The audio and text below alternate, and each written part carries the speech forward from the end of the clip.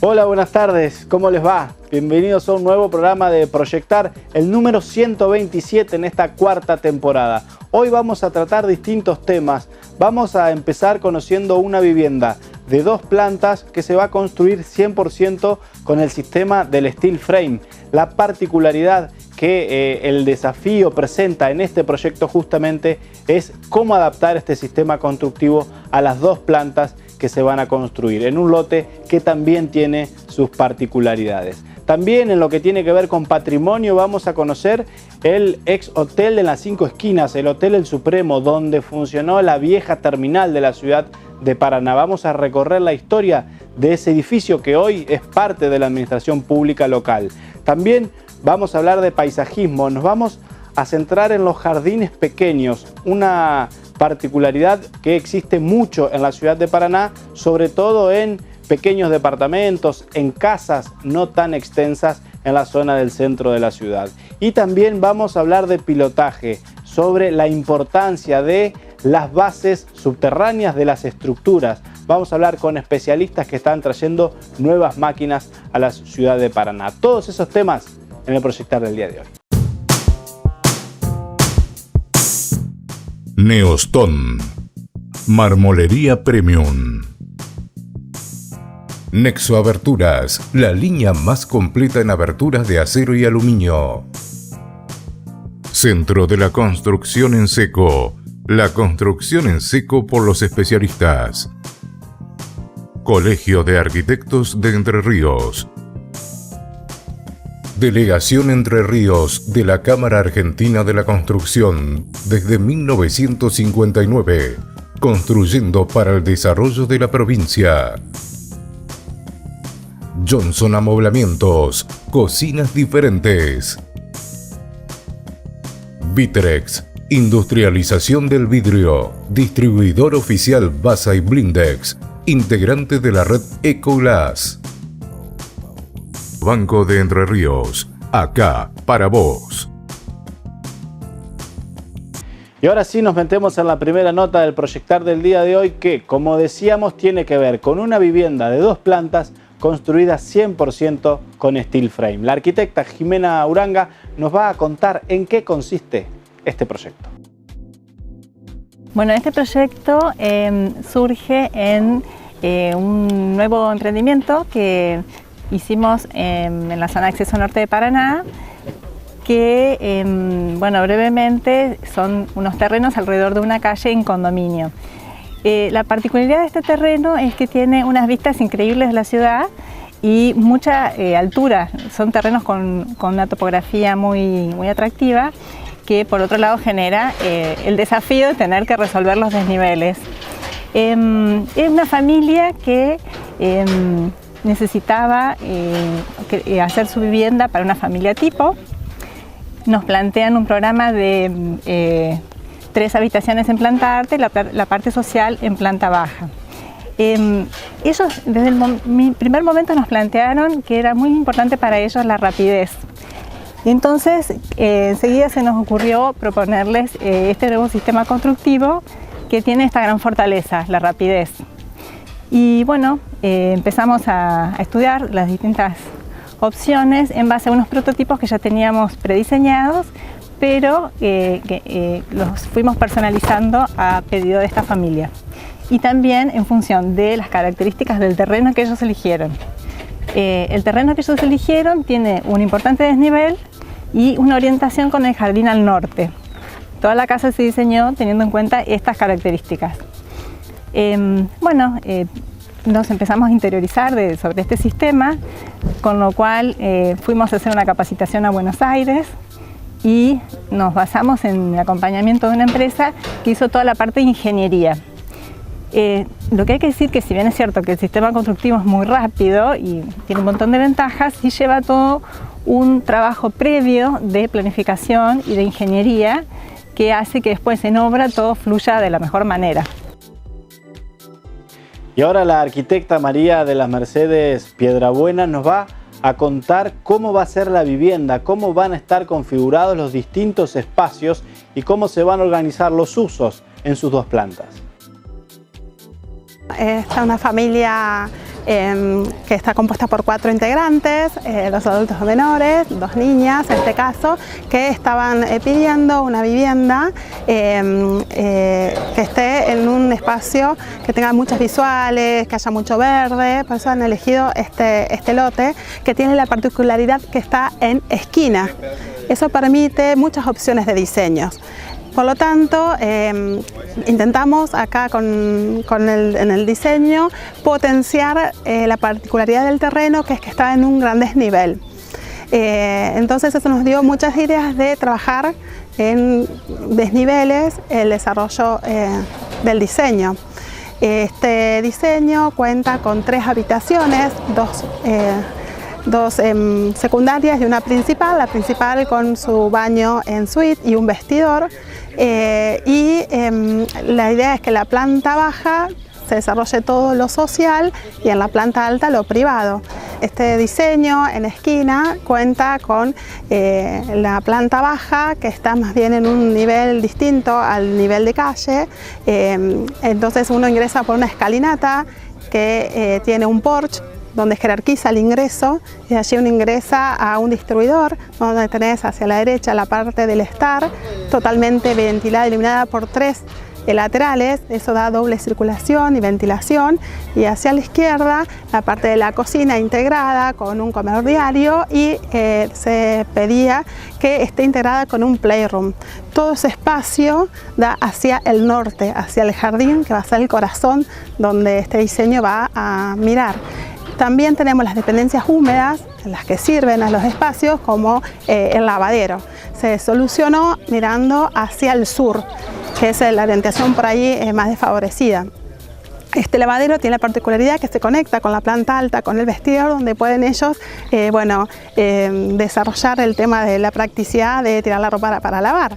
Este diseño cuenta con una cochera en nivel de calle, que es totalmente abierta, al estilo pergolado. Hemos diseñado unos renders totalmente diseñados también con los propietarios en conjunto, para ir resolviendo esos tipos de detalles. Este diseño también cuenta con un hermoso patio, que va a tener una pileta y un depósito que va a ayudar a complementar las actividades que se desarrollan allí. Así que, bueno, si vean los renders van a interpretar de que se intentaron lucir todas las caras de la vivienda, porque este sistema steel frame permite desprenderse de lo que es las medianeras para utilizar 100% construcción en seco. Y ahora la arquitecta Piedrabuena se va a detener en otros aspectos de esta vivienda, que está construida en un lote de 15 por 30, y ella se va a detener en lo que tiene que ver con materialidades, con las aberturas y distintas cuestiones que hacen al proyecto. Bueno, el diseño se desarrolla en un lote de 15 por 30 aproximadamente, y cuenta con 200 metros cuadrados cubiertos estimativamente el desarrollo del diseño.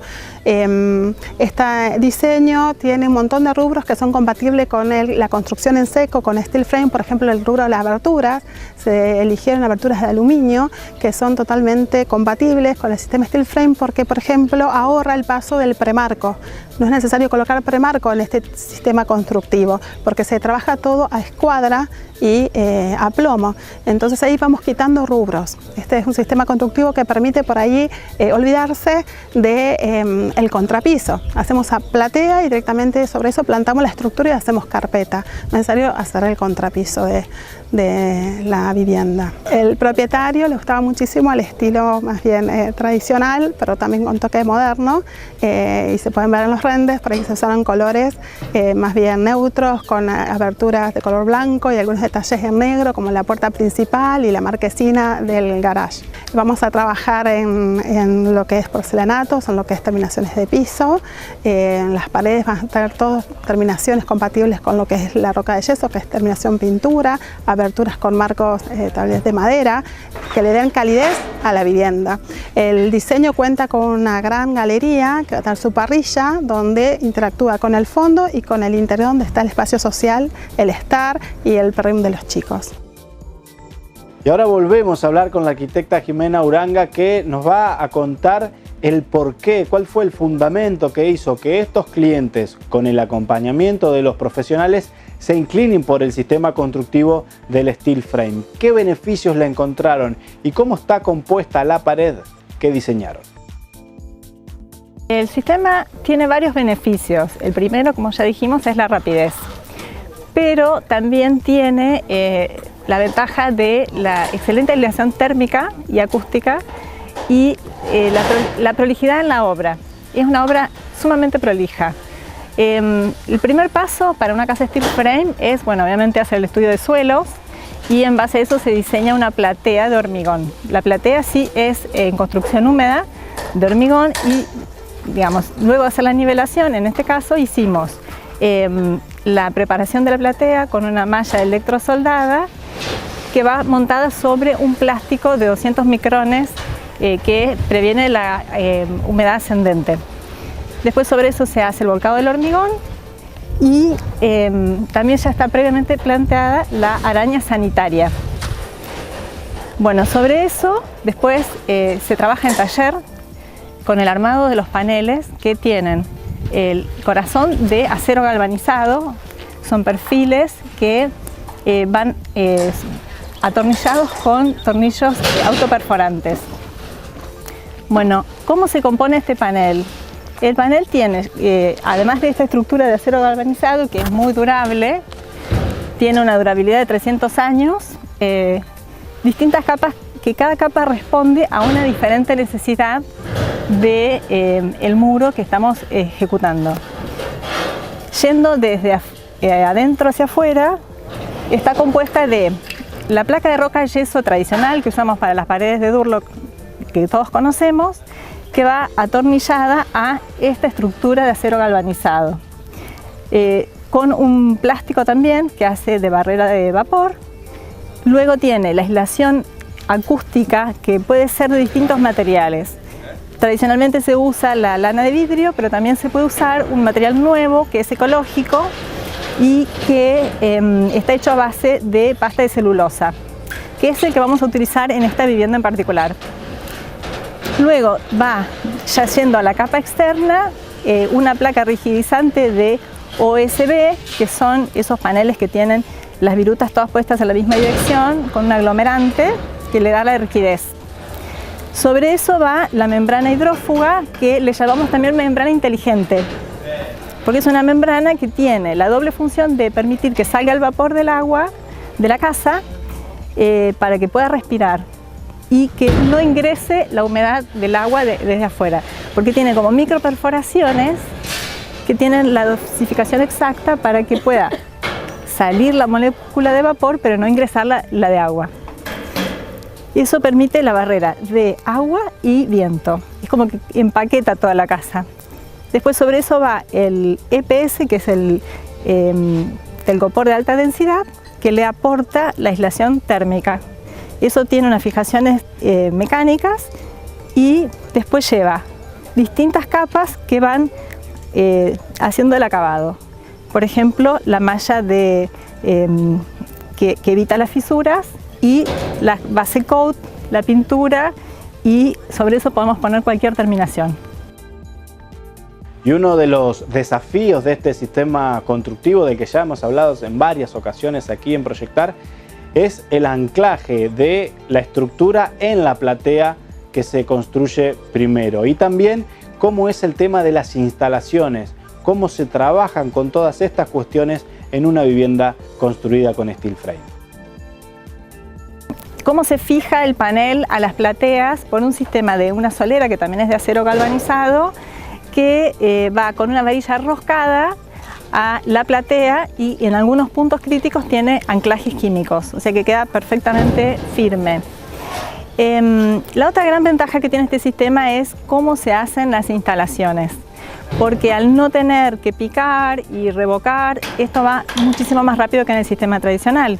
Solamente hay que hacer unas perforaciones por los perfiles y unas fijaciones, o sea que el tiempo se reduce considerablemente en cada uno de los pasos del proceso de ejecución.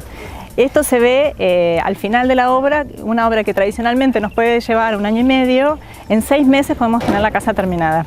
Necesitamos gente capacitada para poder hacer esta obra, pero también hay que decir que la parte de instalaciones es muy sencilla, la capacitación que lleva no es muy complicada. Sí, insisto, hay todo un trabajo de ingeniería previo, todo un acompañamiento importante de un software que hace todos los cálculos previos para que esto salga a la perfección.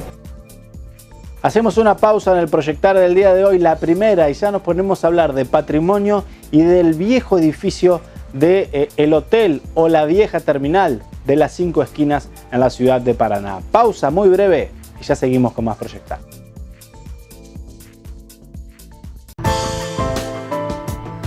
Cocinas Johnson. Diseños que definen tu estilo. Johnson, cocinas diferentes.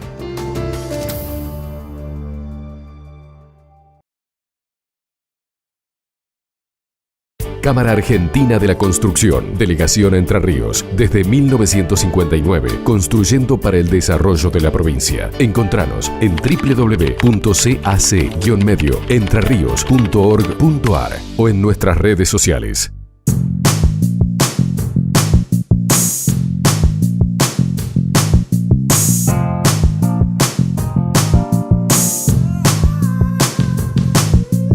Y como adelantábamos más temprano, ahora vamos a hablar de patrimonio y vamos a conocer la historia del edificio que está en el predio donde funcionó la ex terminal, lo que fue el viejo Hotel El Supremo, un hotel de 200 habitaciones en un edificio con claras marcas racionalistas de la arquitectura de la época, construido entre los años 40 y 1965. La arquitecta Mariela Doce nos va a contar detalles de este edificio. El predio fue adquirido en la década de 1930 por la municipalidad a la sociedad rural. En ese momento eran 3 hectáreas que se sometieron a un proceso de urbanización en donde se abrieron calles, se crearon manzanas, y una de las manzanas, que viene a ser esta en la cual está emplazada hoy el hotel, se destina a la ubicación de la terminal de ómnibus y de un hotel. Para la década del 40, bajo la intendencia de Ruiz Moreno, se van a empezar las obras de construcción y el hotel va a abrir sus puertas en el año 1965 con la concesión de Yáñez Martín, digamos. Que va a tener la concesión del hotel durante 11 años hasta el año 1976. La idea del hotel era dar alojamiento a todas las personas que llegaban a través de colectivos y que llegaban a la terminal. El tema fue que no tuvo demasiado rédito o el rédito esperado porque en esa época el mayor auge en transporte estaba dado por el ferrocarril. O sea, la mayor cantidad de personas llegaba a Paraná a través del ferrocarril. Entonces el hotel siempre no tuvo buen rendimiento económico, lo que llevó a que en el año 76 cerrara sus puertas, digamos. El hotel tenía 200 habitaciones, de las cuales algunas tenían baño privado, otras no. Contaba con un comedor y, por lo que cuentan algunas personas, con una gran terraza que daba a una muy buena vista de la ciudad. Arquitectónicamente, digamos, se puede encuadrar dentro del expresionismo racionalista, en donde en esa época ya la arquitectura lo que busca es despojarse de todos los ornamentos, es decir, hacer una arquitectura lavada, en donde se buscaba también la utilización de nuevos materiales, de nuevas formas y fundamentalmente en donde la función se viera reflejada en la forma. Esto lo vamos a ver analizando un poco el edificio a través de el basamento que tiene el edificio, que es donde se ubicaban. En planta baja estaba ubicada de un sector el área de la terminal y del otro sector todo el hall de ingreso, y eso está definido por el basamento. tanto la terminal como el ingreso tenían una conexión interna a través de una escalinata mecánica, digamos, de una escalera mecánica que actualmente está ocupada por oficinas y hay una pared que no permite ver esa escalinata.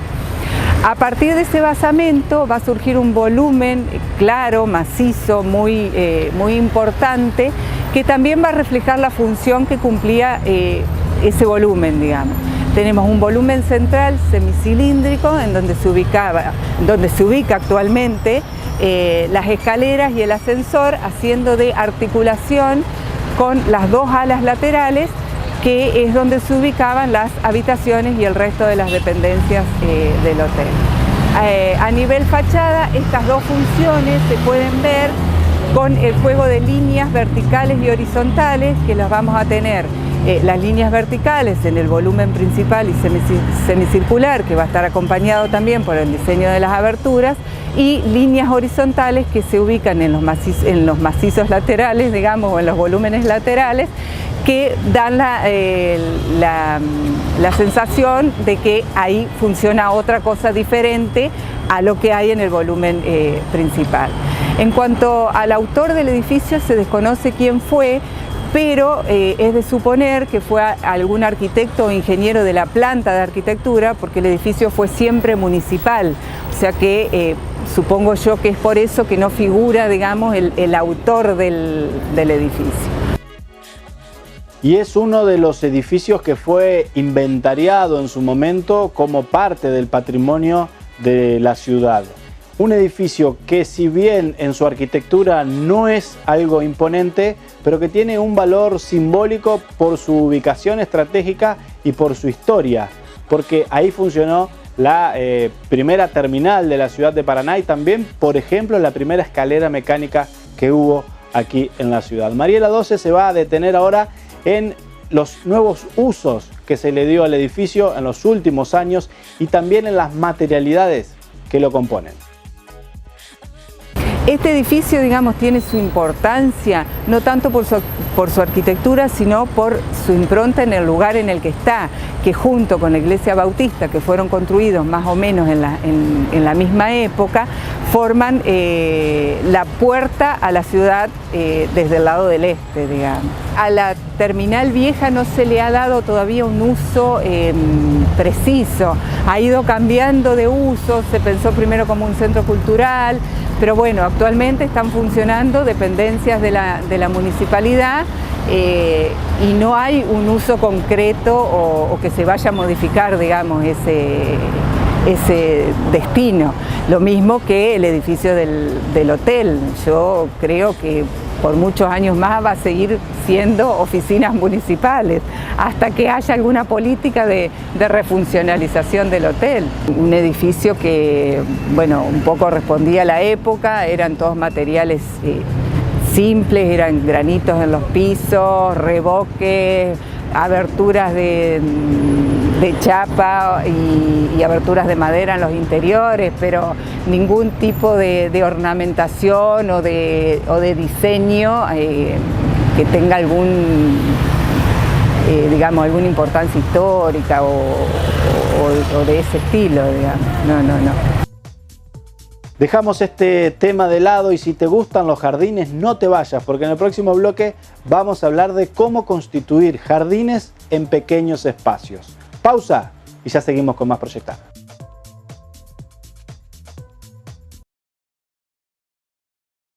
Para que tu empresa funcione, necesita un banco que la acompañe. Banco Entre Ríos, acá, para vos. En viviendas, oficinas, locales comerciales, edificios institucionales, espacios públicos, en la ciudad o en el campo, en pequeñas o grandes obras, un arquitecto proyecta y con ello contribuye a mejorar la calidad de vida de las personas.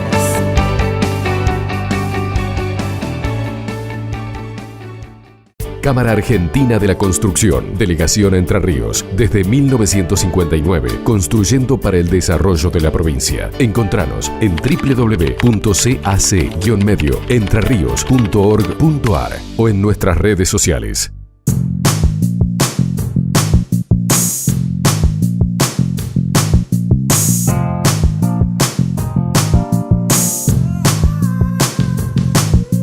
Y en este tercer bloque de Proyectar vamos a hablar de paisajismo y de la constitución de jardines en pequeños lugares. La paisajista Miriam Martínez nos va a contar distintas cuestiones que hay que tener en cuenta a la hora de configurar un jardín en un pequeño espacio. Plantas, el uso de la luz, el cuidado, los materiales para configurar los espacios, dónde usar piedras, dónde no. Bueno, distintas cuestiones que tienen que ver con los jardines. Lo recorremos ahora con la paisajista Miriam Martínez. La idea es hablar un poco de los jardines más pequeños, que en la ciudad hay varios jardines pequeños y que presentan el desafío. Parece que un jardín grande fuera un desafío por el tamaño, sin embargo los jardines pequeños, que en poco espacio hay que resolver vistas, que hay que resolver muchas veces en la ciudad, grandes paredes que proyectan mucha sombra, que uno tiene que jugar con presentar el diseño que no termine siendo una acumulación de diferentes especies y adaptarse al estilo de la casa. Los jardines pequeños también son un desafío y sobre todo porque suelen ser la vista de la casa todo el año, por lo cual tienen que estar bien todo el año. En este jardín, por el diseño de la casa y la manera en que se resolvió, es un jardín en el que lo que estamos viendo es suelo, porque es una zona de barranca, es suelo, digamos. La idea fue jugar con los materiales para hacer distintos sectores trabajando el piso. Es por eso que se trabajó un poco de verde, porque los fondos de la casa son grises, se trabajó con verde en el piso y con verde en las paredes, pero también se trajo una idea de contraste con los chips y con los bordes de piedra. En este caso, la dueña de casa le gustan las flores blancas y quería perfumes, entonces dentro de la iluminación que había, hicimos una colección de distintas especies de jazmines. En este jardín tenemos 3 especies distintas de jazmines, un jazmín que vamos a ver en el fondo, que de nombre común se llama jazmín cambrai, que si bien no tiene perfume, tiene unas flores hermosas blancas que tienen una gran temporada de floración. Los jazmines más chicos que vamos a ver son los que les llaman jazmín kimura, que tienen 2 o 3 floraciones en el año perfumadas, y en esa esquina hacia la derecha hay un jazmín del cabo común que va a florecer por primera vez en el jardín el año que viene a partir de noviembre. Otra cosa que se fue tratando de manejar fueron especies que pudieran cohabitar con estas especies que necesitan un poco más de luz en espacios más sombríos, como son los de los rincones, por los cuales se colocaron plantas que son típicamente de interior, como los Spathiphyllum o los helechos, para cubrir esos espacios, y los Spathiphyllum también nos dan una floración blanca y bastante larga en la temporada. En este jardín se puede trabajar estas especies de interior afuera, porque en invierno, por más que va a ser frío, como es una zona aledaña al río, el clima está más morigerado y no va a haber heladas tan fuertes. Una de las cosas que se integró fue el uso de la palmera areca, que se usó en varios espacios de la casa. Entonces esta misma palmera se usó en distintos lugares y dio como una unidad al espacio de la casa. En este lugar que estamos acá atrás se trabajó sobre malla cima, unificando la reja para agregar verde, y acá se agregaron otros 2 jazmines más perfumados, pero en forma de enredadera, que esto es jazmín de leche y esto es jazmín de Madagascar, que cada uno en distintas épocas van a dar también floración blanca y perfumada. Y para aflojar un poco se eligieron 2 especies con forma de gramínea, que son el que le llaman pasto limón, que también se usa como comestible, como aromática, y el Penicietum rubra para darle un movimiento al lugar.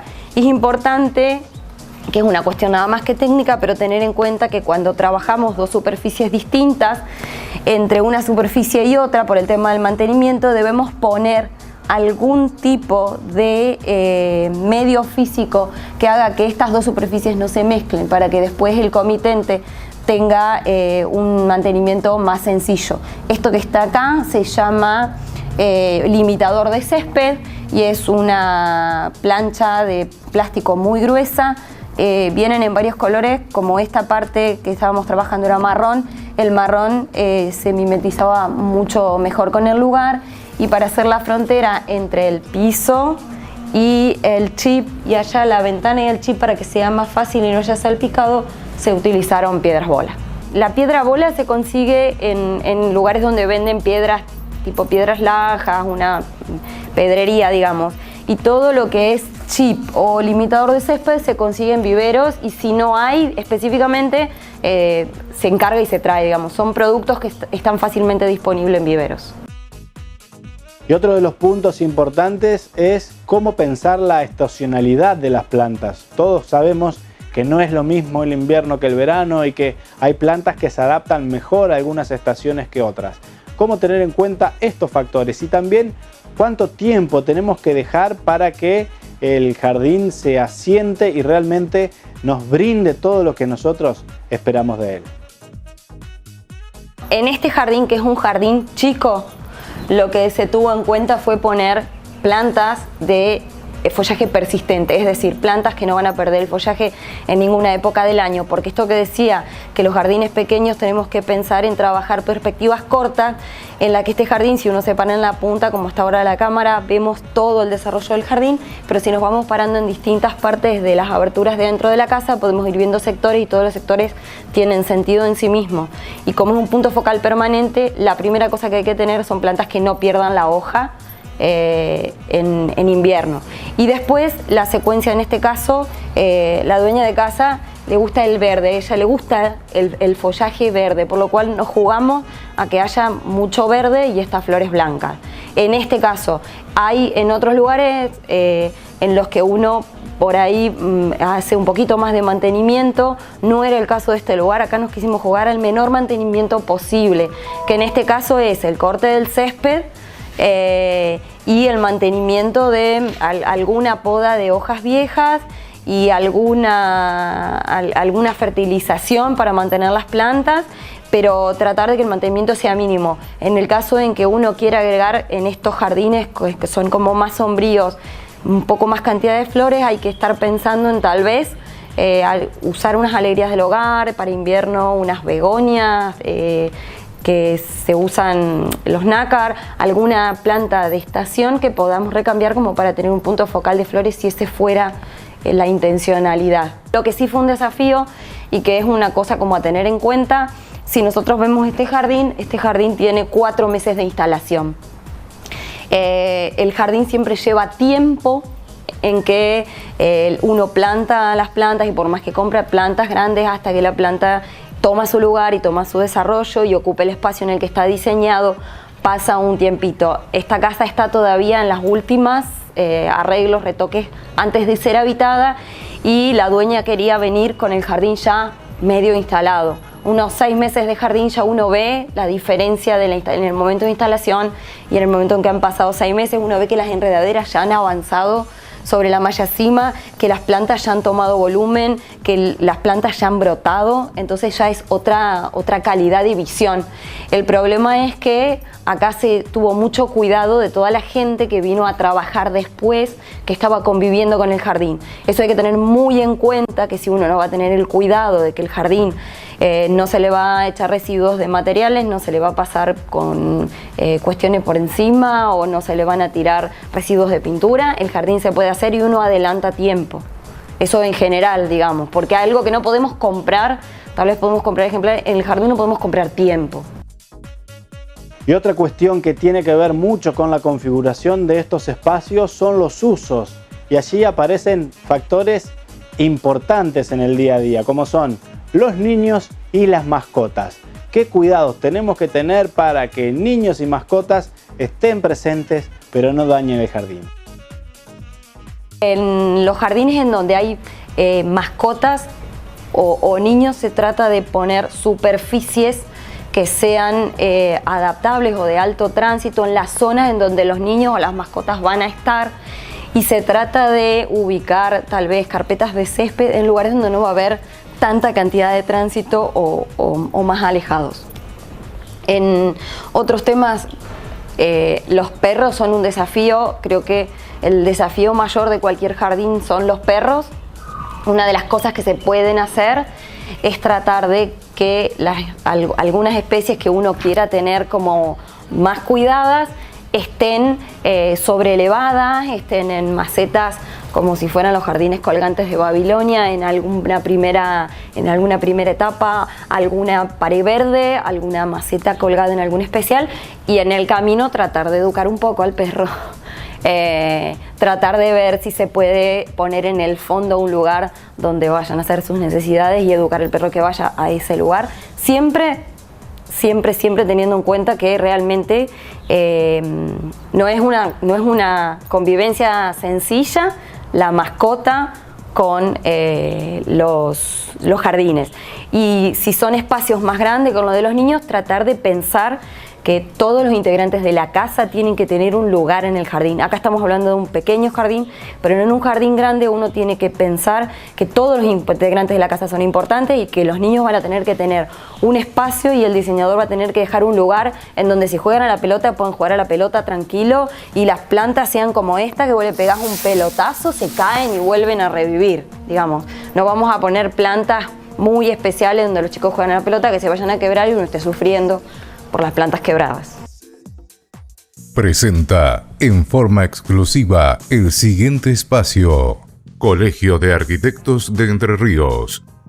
Se realizaron las primeras charlas informativas sobre los proyectos de ley de ordenamiento territorial y desarrollo sustentable y el proyecto de ley de ordenamiento territorial y gestión integral del hábitat.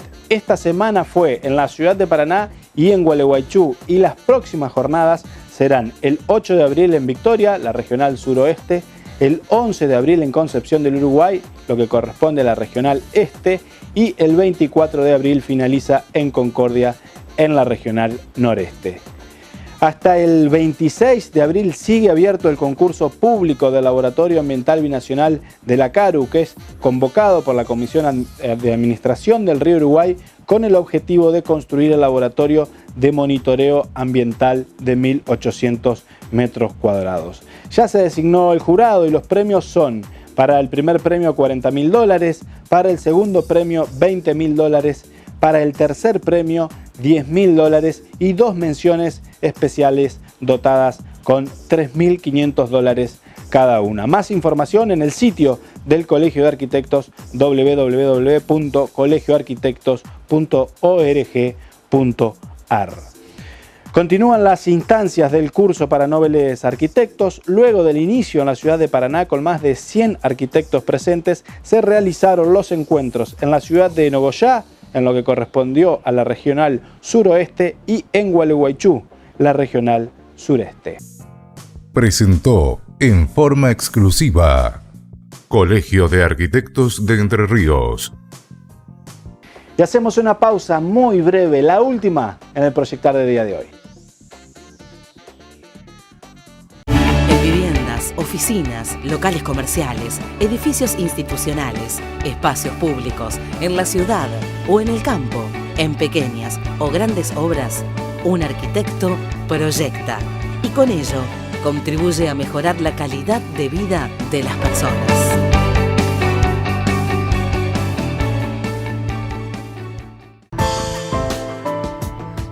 Cocinas Johnson. Diseños que definen tu estilo.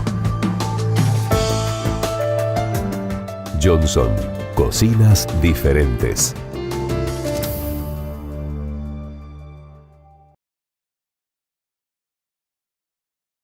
Hemos tratado de inculcarle a la gente de que cuiden un poquito los caminos, porque si usted habla de salud, habla de educación, habla de seguridad, sin camino es imposible. Un camino de esto te cambia la vida, como yo decía hoy.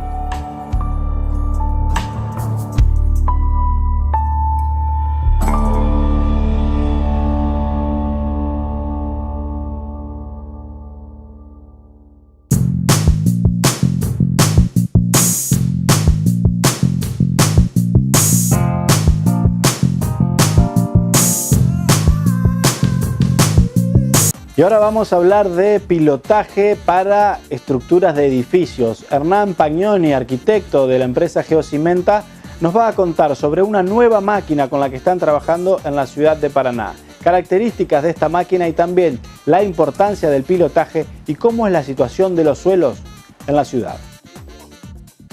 Es fundamental, son los cimientos y sobre lo que se planta una inversión como la que ustedes están viendo que se va a hacer acá en este edificio. Son, creo, 13 pisos, o sea que estamos hablando de un aspecto fundamental a tener en cuenta al momento de ejecutar la fundación. Los suelos cada vez demandan fundaciones más importantes, más profundas, están sufriendo un deterioro en el tiempo que hace que el suelo firme esté cada vez más abajo. A la vez también se combina con que los edificios están siendo cada vez más grandes, situados en el centro, que de por sí es un área que tiene el subsuelo deteriorado. Entonces es una combinación de ambos factores. Entonces hace un par de años que el tamaño de los pilotes se ven cada vez más grandes y más profundos. La importancia de contar con una máquina de este tipo, de esta tecnología y de esta capacidad también redunda en el rendimiento que necesitas tener. Nosotros, si bien tenemos otras máquinas que alcanzan las profundidades que nos están demandando acá, tienen otro rendimiento. Entonces también el tiempo es fundamental en este tipo de obras, a los efectos de poder salir lo antes posible de las fundaciones y que comience la otra etapa de la construcción. Esta máquina, lo más importante que tiene es la capacidad de excavar a profundidades más importantes de la otra máquina que nosotros ya contábamos. Esta alcanza una profundidad de 40 metros de profundidad y tiene un máximo de hasta 1,5 metros de diámetro para poder hacer los pilotes.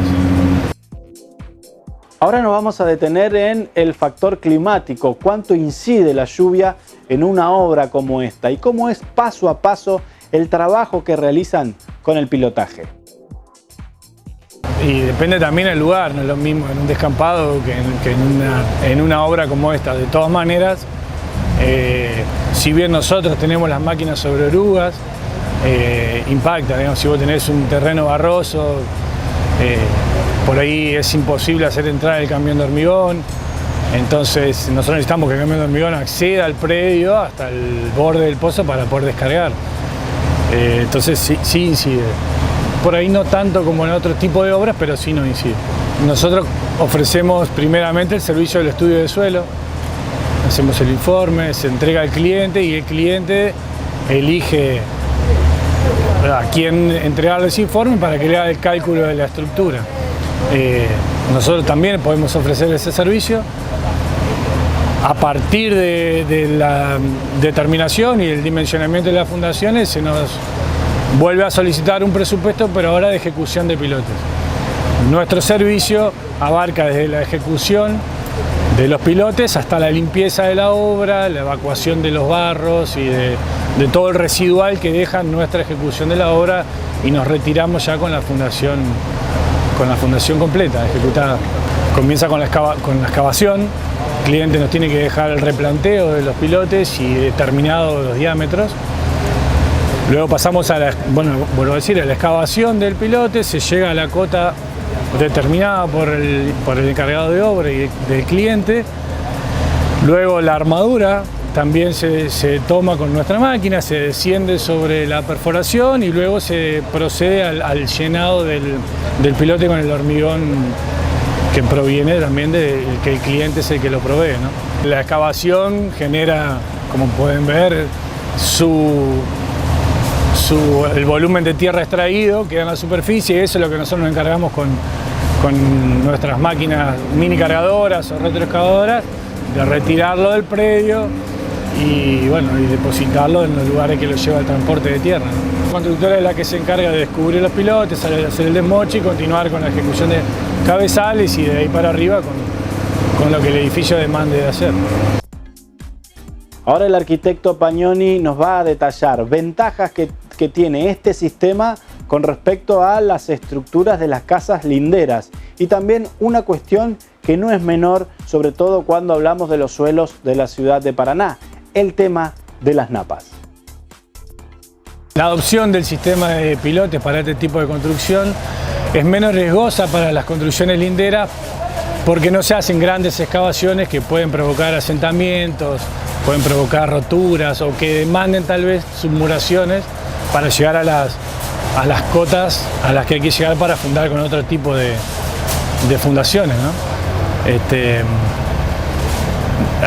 Bueno, como en este caso también hay veces que nos encontramos con que es necesaria la adopción o la utilización de lodos bentoníticos para mantener las perforaciones estables, para lo cual, bueno, se cuenta con distintas herramientas, con digestores, con piletas, y si bien hacen un poco más engorroso el trabajo, es a los fines de asegurar el trabajo como se nos solicita y que no tengamos dudas del resultado del trabajo.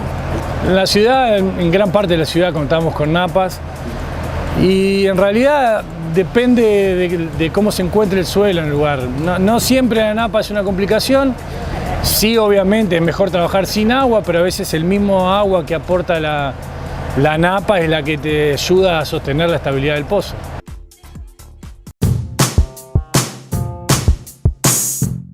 Neostone, marmolería premium. Nexo Aberturas, la línea más completa en aberturas de acero y aluminio. Centro de la Construcción en Seco, la construcción en seco por los especialistas. Colegio de Arquitectos de Entre Ríos. Delegación Entre Ríos de la Cámara Argentina de la Construcción desde 1959, construyendo para el desarrollo de la provincia. Johnson Amoblamientos, cocinas diferentes. Vitrex, industrialización del vidrio, distribuidor oficial Basa y Blindex, integrante de la red Ecoglass. Banco de Entre Ríos, acá para vos. Y esto fue todo por el Proyectar del día de hoy. Recordá que si te perdiste algo, encontrás todo nuestro material en el canal de YouTube, youtube.com/ProyectarTV, y también en distintas redes sociales con contenidos específicos para Facebook, Instagram y Twitter. Así figuramos como Proyectar TV. Nosotros nos vamos a reencontrar con más arquitectura, construcción, urbanismo, patrimonio arquitectónico de Entre Ríos y de la ciudad de Santa Fe el sábado que viene a las 14:30 aquí en Canal 9. Que tengan un buen fin de semana y nos vemos el sábado que viene. Chau.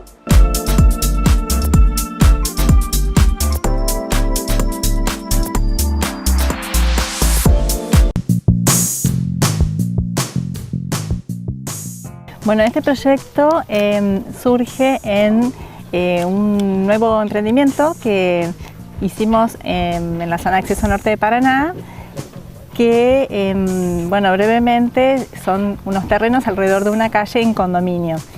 La particularidad de este terreno es que tiene unas vistas increíbles de la ciudad y mucha altura. Son terrenos con una topografía muy atractiva, que por otro lado genera el desafío de tener que resolver los desniveles. El predio fue adquirido en la década de 1930 por la municipalidad a la sociedad rural. En ese momento eran 3 hectáreas que se sometieron a un proceso de urbanización en donde se abrieron calles, se crearon manzanas, y una de las manzanas, que viene a ser esta en la cual está emplazada hoy el hotel, se destina a la ubicación de la terminal de ómnibus y de un hotel. Y la idea es hablar un poco de los jardines más pequeños, que en la ciudad hay varios jardines pequeños y que presentan el desafío. Parece que un jardín grande fuera un desafío por el tamaño, sin embargo los jardines pequeños, que en poco espacio hay que resolver vistas, que hay que resolver muchas veces en la ciudad, grandes paredes que proyectan mucha sombra, que uno tiene que jugar con presentar el diseño que no termine siendo una acumulación de diferentes especies y adaptarse al estilo de la casa. Esta máquina, lo más importante que tiene es la capacidad de excavar a profundidades más importantes de la otra máquina que nosotros ya contábamos. Esta alcanza una profundidad de 40 metros de profundidad y tiene un máximo de hasta 1,5 metros de diámetro para poder hacer los pilotes.